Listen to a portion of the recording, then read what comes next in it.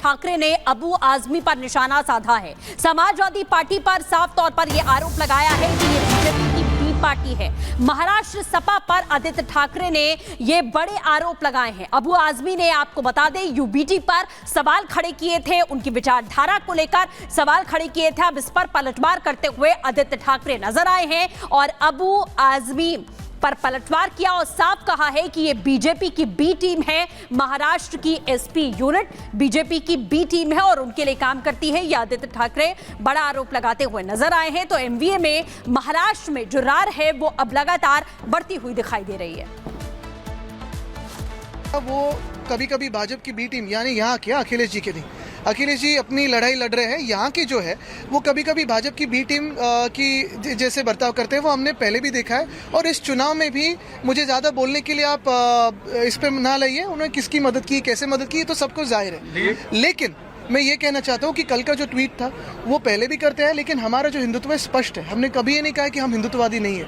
हमारा हिंदुत्व घर में चूल्हा जलाने वाला हिंदुत्व है, हाथ को काम देने वाला हिंदुत्व है। हृदय में राम और हाथ को काम।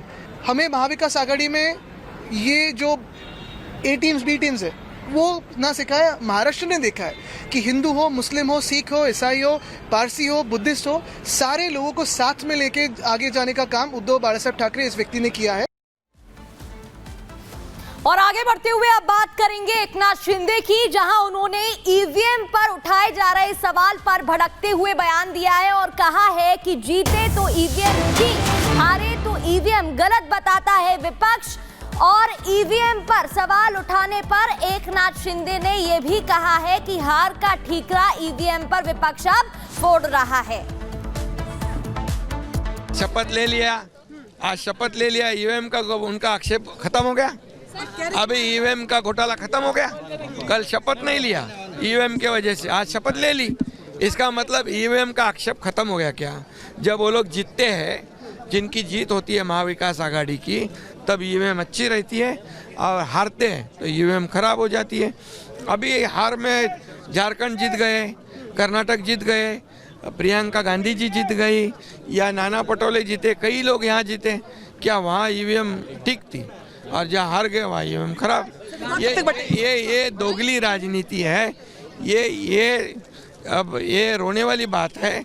और इतना ही मैं कहूँगा कि अभी विपक्ष ने जो मैंडेट महाराष्ट्र की जनता ने दिया है, सरकार के काम के बलबूते पे, मैंने कहा था कि सरकार ने जो 2.5 साल में काम किया है उसका अंजाम इस चुनाव में दिखेगा।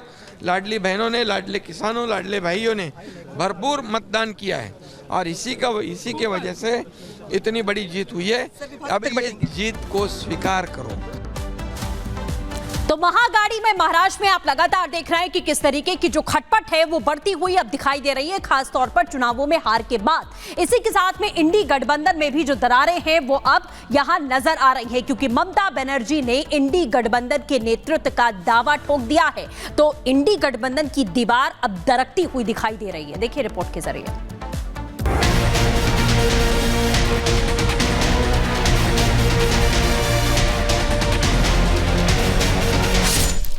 इंडी गठबंधन की दीवार अब दरकने लगी है। कभी हरियाणा, कभी महाराष्ट्र में चुनावी हार ने इंडी गठबंधन की नींव को हिलाकर रख दिया है। 37 पार्टियों को मिलाकर बनाए गए इंडी गठबंधन की गाड़ी पहले से ही पटरी से उतरी नजर आ रही थी, तो अब जंग गठबंधन को लीड करने पर शुरू हो गई है। विपक्षी एकता के ढीले पड़ चुके कलपुर्जे को दुरुस्त करने के लिए टीएमसी की मुखिया और बंगाल की मुख्यमंत्री ममता बनर्जी का बयान सामने आया है। ममता ने कहा, इंडिया ब्लॉक को उन्होंने बनाया है, अब इसे संभालने की जिम्मेदारी नेतृत्व करने वालों पर है। साथ ही संकेत दिया कि अगर मौका मिला तो वो इंडिया ब्लॉक की कमान संभालने के लिए तैयार हैं। ममता के इस बयान के बाद इंडी गठबंधन में फसाद शुरू हो गया है। जो धारणा बनाई जा रही है या बनाई गई है कि इंडिया गठबंधन का परफॉर्मेंस बहुत पुअर रहा, ऐसी बात नहीं है। 4 राज्यों का चुनाव हुआ जिसमें 2 राज्यों में इंडिया गठबंधन जीती और अपनी सरकार हमने बनाई है। जो भी ये कहते हैं या जो बताने की कोशिश करते हैं, उनको असलियत पहले जानने की कोशिश करनी चाहिए। नहीं, राहुल गांधी तो अब भी इंडिया गठबंधन के नेता नहीं जी। तो ममता बनर्जी के बयान को किस तरह से देखते हैं? ममता बनर्जी कोई भी कह सकता है कि तो अच्छा, सब राजनीति में कोई साधु संत तो बन के आते नहीं, सब पद चाहते हैं और वो ये देख रहे हैं। संभवतः उन्होंने इसलिए कहा होगा कि चाहे लोकसभा का चुनाव हो चाहे विधानसभा के चुनाव हो, कांग्रेस ने कहीं अच्छा परफॉर्म कर नहीं पाया कहीं। गठबंधन में दरार चुनाव में हर हार के साथ बढ़ती जा रही है। खासकर हरियाणा और महाराष्ट्र विधानसभा चुनाव में मिली हार के बाद इंडी गठबंधन में शामिल हर एक सहयोगी को दूसरा दोषी लग रहा है। कोई गठबंधन से नाता तोड़ने पर उतारू है तो कोई नेता बदलने पर, तो बीजेपी चुटकी ले रही है। अब देखिए, ये तो सब लोगों को मिलजुल के फैसला लेना है और जो सबकी राय बनेगी उसमें हम लोगों को किसी के नाम पे कोई अभी विचार नहीं किया है, लेकिन जब ये निर्णय होगा सब लोग बैठेंगे तभी हो सकता है। देखिए, इस पे तो सब लोगों को बैठ करके जो है बात करनी चाहिए और हमारे समझ से इंडिया अलायंस में जितने लोग हैं, जितने सीनियर लीडर्स हैं, कोई भी आए तो उसमें आपत्ति किसी बात की नहीं होगी। अब ये दुख और दर्द खत्म ही नहीं हो रहा कांग्रेस के लिए।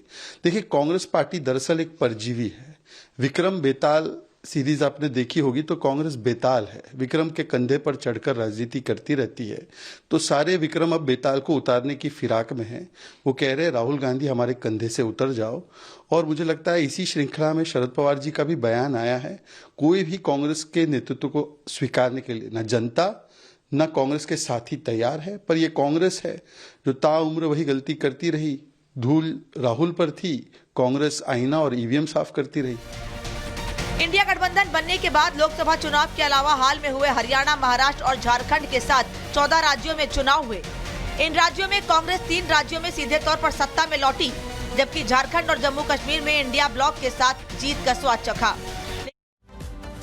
और चलिए आगे बढ़ते हुए अब बात करेंगे पीडीपी नेता इल्तिजा मुफ्ती की, जिन्होंने विवादित बयान दिया है और कहा है कि हिंदू धर्म और हिंदुत्व में अंतर होता है। तो पीडीपी नेता इल्तिजा मुफ्ती ने विवादित बयान दिया, कहा कि हिंदू धर्म और हिंदुत्व में अंतर होता है। हिंदुत्व नफरत की भावना के बारे में है।